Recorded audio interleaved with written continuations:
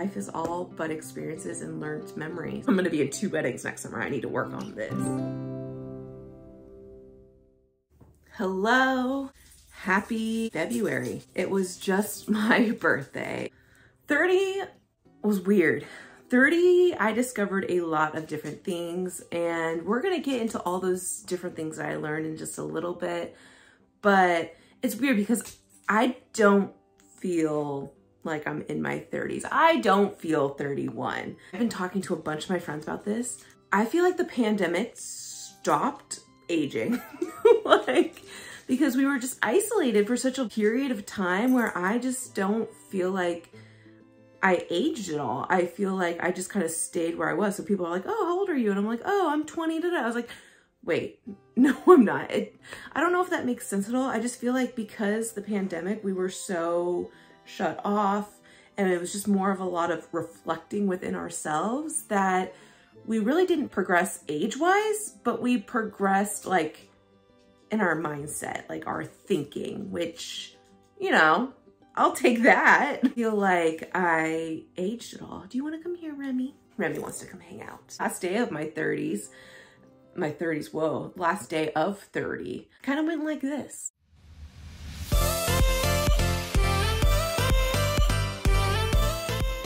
Look what I bought myself for my birthday.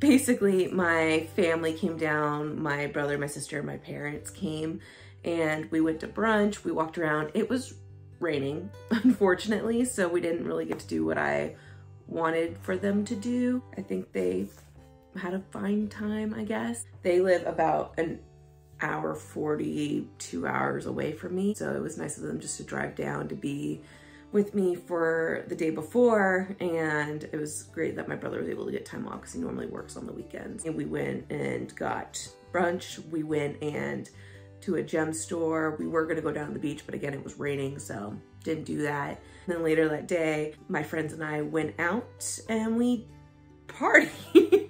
I wanna go hard. My last day of 30 before I turned 31, where I kind of wanted to go and have a nice, more calm sense of self, right? I wanted to really wake up, do mindfulness activities with a couple people that I liked. And so I like people I do like, I still like them. But here's that adventure.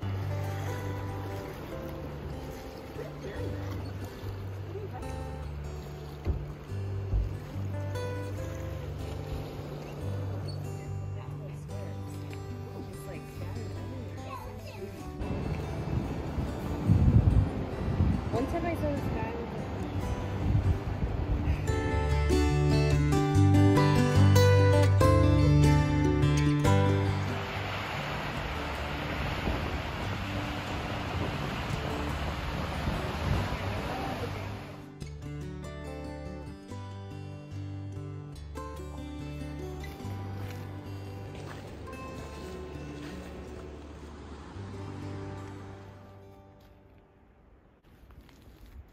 and it was so beautiful. We just had some great conversations.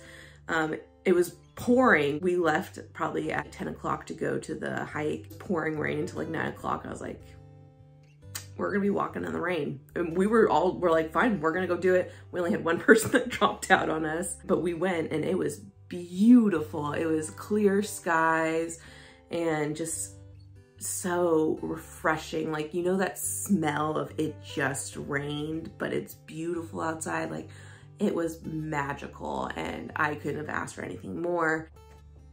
My handy dandy notebook here. I learned a lot my first year 30, and I just want to kind of reflect on those different things of what I've learned and what I want to leave behind. And so the first thing that I really learned is that I should not be forcing relationships. whether that's a friendship, whether that is a romantic relationship. Sometimes things naturally end their course. People sometimes are only meant to be in your life for a certain period of amount of time for you to learn something or grow from a situation. And so really I've learned that I need to start ignoring the one-sided relationships where I continue to push and push and push for different things and it's not reciprocated at the end. Some of my really good friends, I know we don't talk for a period of time and then we text and it's just like nothing had ever happened. There's one of my great friends, my best friend I've had since I was 5 years old. We'll go a year without seeing each other and then we'll see each other and then it's just like, ah! Like all that great stuff again. This is really the relationships where they are more toxic. And I know that's such the buzzword that everyone uses, right? But the relationships where it's like they use you and when they need you and they don't actually form a solid relationship with you. They don't actually try anymore. Like that stuff I just need to cut out of my life. You don't need to chase friendships. You know, if you're putting in the effort and they're not doing the same, then it should probably be left behind. From that, I also want to learn from the relationships that I encounter, whether it's a brief dating experience, whether it is a short-term relationship, whether it's a long-term relationship that ends. I want to just be able to value what was learned in those relationships, take in the good, take in the bad. What am I gonna use and improve that into my next friendship, my next relationship that I have? What did I like about the things I did? What did I not like about the things I did? What did I like about the things that they did? What did I not like about the things that they did? Take all that into consideration as I'm going forward. I need to learn to put myself first, and that was a big thing of I've always been a people pleaser. I've always been someone that, you know, really pushes for other people to succeed and for them to show how much they've grown. But it puts me on the back burner and I cannot do that anymore because I keep digging myself deeper, deeper, deeper into these holes where then I can't emotionally deal with my own shit. I need to deal with my own shit before I deal with other people's shit. And so I need to really be aware of my feelings of what I am experiencing at any given point of time before I help other people, as well as I need to be able to see when people are taking advantage of me. I'm a recovering people pleaser. My friends that I ride or die for, I ride or die for. I just need to be aware of when people are taking advantage of me and don't have my best interest at heart as well. When I have boundaries, I need to stick to those boundaries. This is not just for relationships, this is also like work. I have set hard boundaries for myself because as a teacher, you get really burnt out. Specifically, like through the pandemic was really bad. I was working from 6, 7 a.m. until midnight every single day. Not that they explicitly told us we had to, but I had students being like, hey, can you log on Saturday and help me out with all the stuff? And it's just like, but I need to stick to those boundaries I set. My work stays at work. My home life is my home life. Like this is my sanctuary. It's not going to be tainted by work. And sometimes, yes, like it does overlap. Like we do have conferences that are virtual and I'm not staying at school for that. Sometimes it does happen, like a test I need to grade, or maybe it's just like a couple homework assignments, but I've been really good. It's been less than one hand count of how many times I've actually brought work home and worked on it. That I am very proud of myself for. Today will be one of those days because I need to make a lesson. I need to make video notes. Really, I learned a lot about relationships this year. Big one was I need to build myself up before I build other people up. I'm working on myself every single day. I'm trying to be confident with who I am. I don't have the same body I had when I was a NCAA athlete working out for 6 hours a day. One, I still need to lose weight anyhow because, you know, I do. I'm gonna be in 2 weddings next summer. I need to work on this. I don't want to self-sabotage where I work on myself and then I feel like, oh yeah, I am good enough to go and be in this relationship with this person. And then that just automatically tears me down because I wasn't ready for a relationship.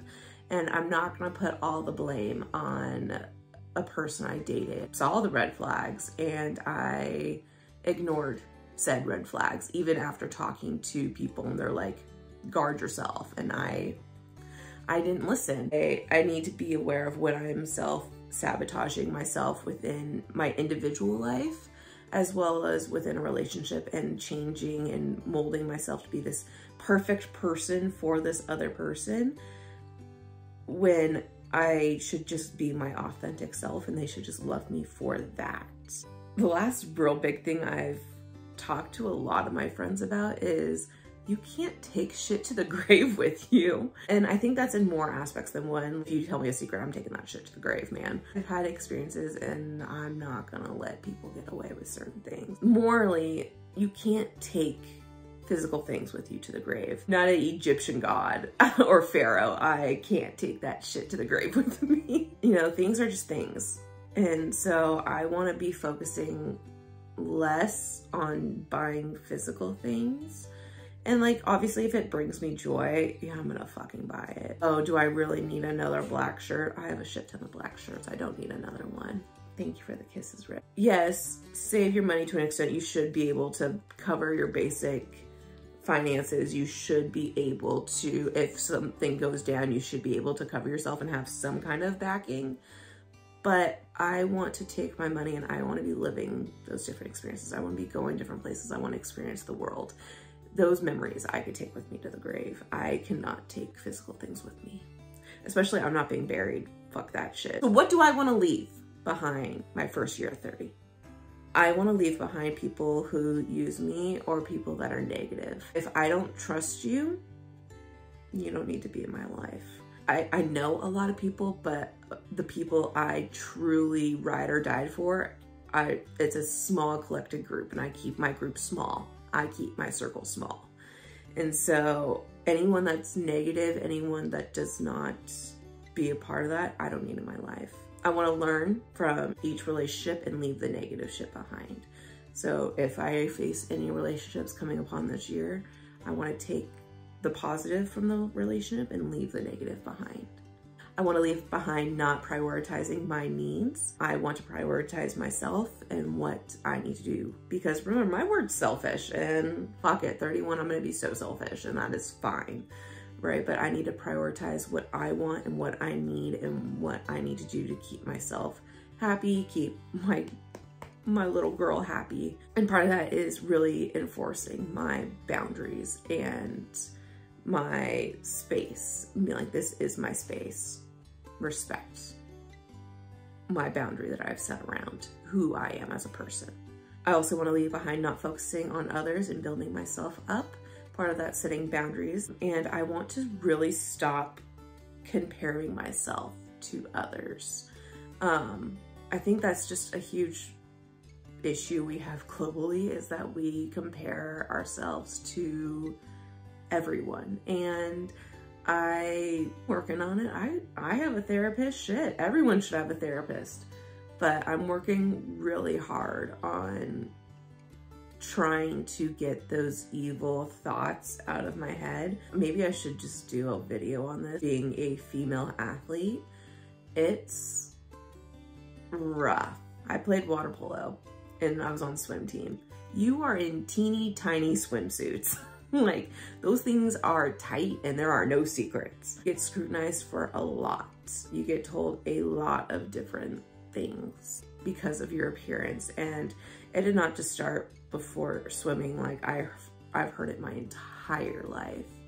And I've heard some really shitty things. And so I want to focus on comparing myself to myself instead of looking at comparing myself to, I mean, I don't like the Kardashians, but comparing myself to a Kardashian, right?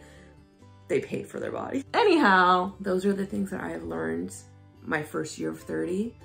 I'm hoping to do this every single year and learn more along the way. Life is all but experiences and learned memories. So hopefully all we can do is grow as individuals throughout time.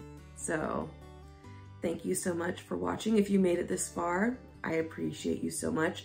In 2 weeks, we literally doubled our subscriber count. Like, thank you.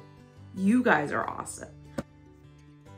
I don't have words, honestly. I appreciate you guys very much. For those that watch me, I thank you. If you haven't subscribed yet, please subscribe. And I hope you have a great day. Make good decisions. And I'll see you in the next one. Bye.